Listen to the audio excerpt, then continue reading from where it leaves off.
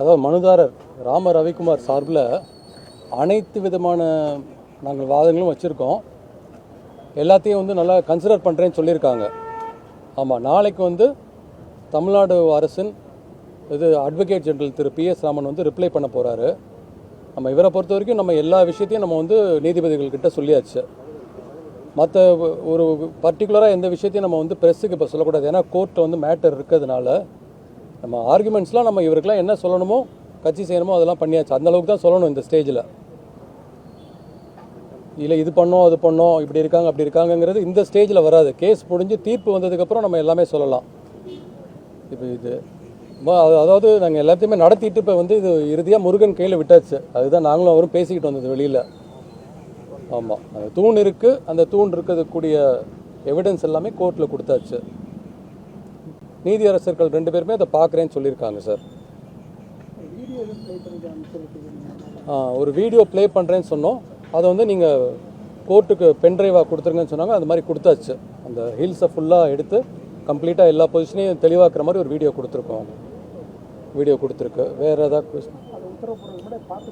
ஆமாம்மா, உத்தரவு போடுவாங்க. அதுக்கப்புறம் அவங்களே நீதியரசர்கள் தரப்புலேயே கூட யாரையா நியமிப்பாங்க இந்த மலையை வந்து அளக்கிறதுக்கெல்லாம். நம்ம அதெல்லாம் அவங்க என்ன பண்ணுவாங்கன்னு நம்ம இன்றைக்கி நம்ம சொல்ல முடியாது. அது ஃபுல்லாக அவங்களோட ப்ரெரோகேட்டிவ், அவங்களோட உரிமை, நீதியரசர்களோட உரிமை.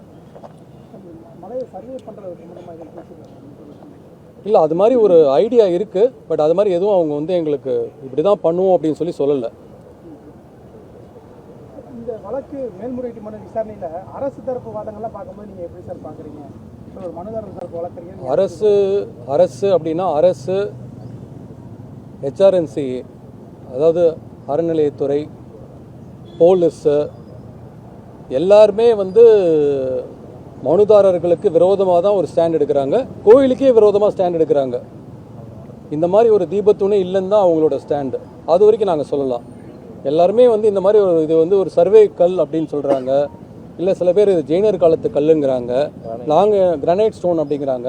நாங்கள் அதுக்கு என்ன எதிர்வாதம் செஞ்சோன்னா, அந்த மாதிரி இருந்தால் அரசு தரப்பில் எவிடன்ஸ் கொடுத்துருப்பாங்க. கோர்ட்டில் எந்த எவிடன்ஸும் கொடுக்கல.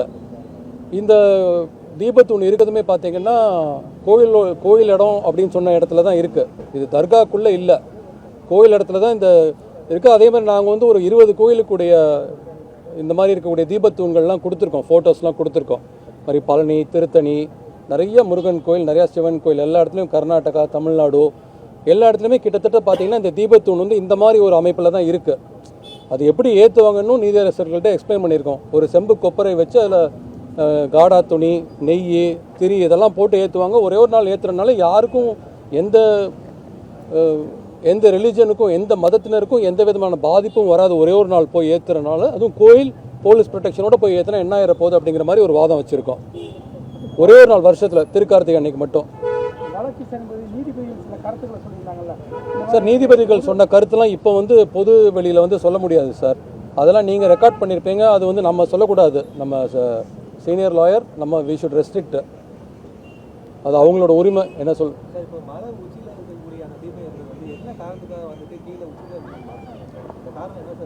சார், அதுக்கு வந்து குறிப்பிட்ட காரணம் அப்படிங்கிறது யாருக்குமே சரியாக தெளிவாக இல்லை சார். அதாவது அப்போ இருந்த அரசியல் சூழல்னால இங்கே ஏற்றிருப்பாங்க சார். பட் உத்தமம் எது அப்படின்னு கேட்டிங்கன்னா மலை உச்சியில் ஏற்றுறது தான் உத்தமம். அதுதான் அப்படி தான் எல்லா புராணங்கள்லேயும் சொல்லியிருக்கு. ஏன்னா மலை உச்சியில் ஏற்றும் போது பார்த்திங்கன்னா அது ஒரு ஜோதி ஸ்வரூபமாக தெரியும். ஸோ கடவுளை வந்து நம்ம மனசுலேயும் பார்க்குறது. அது வந்து அந்த காலத்தில் விளக்குகள் இல்லை, கரண்ட் இல்லை, EB இல்லை. ஸோ அந்த மாதிரி ஒரு நேரத்தில் வந்து இந்த மாதிரி மலை உச்சியில் ஏற்றினா அந்த வெளிச்சம் எல்லாருக்கும் தெரியும். அது வெளிச்சத்துக்காக மட்டும் இல்லை, ஒரு மலை உச்சியில் ஏற்றும் போது அதுக்குன்னு ஒரு ஸ்பிரிச்சுவல் சிக்னிஃபிகன்ஸ் இருக்குது. ஆமாம், அதனால தான் அந்த காலத்தை ஏற்றிருக்காங்க. அதாவது கடவுளை நம்ம மனசுக்குள்ளே பார்க்குற மாதிரி அதை அந்த ஜோதி ஸ்வரூபமாக நம்ம பார்க்குறோம். கீழே சொக்கப்பான் கொளுத்திட்டு மேலே போய் மலையில் ஏற்றுவாங்க. இதெல்லாமே நம்ம கோர்ட்டில் நம்ம வாதத்தில் வச்சுருக்கோம் சார். இந்த விஷயம் எல்லாமே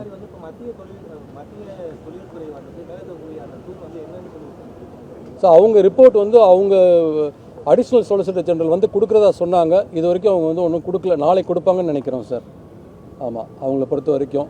ஆனால் அரசு தரப்பில், தமிழக அரசு தரப்பில் இது வந்து சர்வே ஸ்டோன் அல்லது ஜெயினர் காலத்து இதுங்கிறதுக்கு ஒன்றும் எவிடன்ஸ் கிடையாது. ரெண்டாவது, ஜெயினர்கள்லாம் பொதுவாகவே குகையிலேருந்து தபஸ் பண்ணுவாங்க. அவங்க கோயிலெலாம் கட்டந்தா இல்லை. இதெல்லாம் ஒரு திசை திருப்புறதுக்காக அவங்க பல மாதிரி வாதங்கள்லாம் வச்சாங்க சார் கோர்ட்டில். அந்த வழக்கு விசாரிக்கும் போது அரசு தரப்பில் சில வழக்கறிஞர்கள் வந்து சில ஒரு தகவல்களை சொல்கிறாங்க. முருகனுக்கு வந்து இங்கே வந்து ஒரு மனைவி தான், அதனால் ஒரு தீபம் ஏற்றினா போதும் அப்படின்ற மாதிரிலாம் வந்து பேசுகிறாங்க. அதெல்லாம் நீங்கள் எப்படி அதை பார்க்குறீங்க? இல்லை, அதெல்லாம் வந்து ஒரு மதத்தினரை வந்து புண்படுத்துறது சார். அதாவது மனசளவில் அது புண்படுத்தக்கூடாது. யாருமே ஒரு இந்து முஸ்லீமையும், முஸ்லீம் கிறிஸ்டினையும், கிறிஸ்டின் இந்து யாராக இருந்தாலும் இன்னொருத்தர புண்படுத்த மாதிரி பேசக்கூடாது. அவங்களுக்கு தெரியாதுன்னா தெரியாதுன்னு சொல்லிடணும். அப்போ அவங்களுக்கு சரியாக வந்து ரிலிஜன் தெரியாது அப்படின்னு தெரியாமல் எதையோ ஒன்று வந்து சொல்லக்கூடாது. இன்றைக்கி நம்ம அட்வொகேட்டாக இருக்கோம், பேச முடியுது அப்படின்னு எதை வேணால் அடிச்சு விட முடியாது. அதுக்கு என்ன எவிடன்ஸ்? சும்மா இவங்களுக்கு ஃபுல்லாக தெரியாது, யாரும் ஃபுல்லாக படிக்கல. இப்போ தமிழ்ங்கிறாங்களே சார், தமிழ் நல்லா பேசணும்னா யாரும் பேச மாட்டாங்களே. அப்படி தான் தமிழ் சொல்கிறவங்க தமிழ் நல்லா பேசணும்ல. அதெல்லாம் ரொம்ப தவறான வாதம். ஆமாம் சார், அதெல்லாம் அவர் வந்து சொல்லவே கூடாது ஒரு வக்கீலா. அதுக்கெலாம் நிறைய கண்டெம்ட் ப்ரொசீடிங்ஸ்லாம் இருக்குது. அதெல்லாம் அந்த நீதிபதி, குறிப்பிட்ட நீதியரசர் பார்த்துக்குவாங்க. ஆமாம், அந்த மாதிரி கோர்ட்லலாம் ஒரு சாதாரணமாக சொல்ல மாட்டாங்க. ஒரு சில பேர் தைரியமாக சொல்கிறாங்க. ஏன்னா அவர் பார் லீடராக இருக்கார் சுப்ரீம் கோர்ட்டில், அதனால் அவர் அந்த மாதிரி வாதம்லாம் வைக்கிறார் சார்.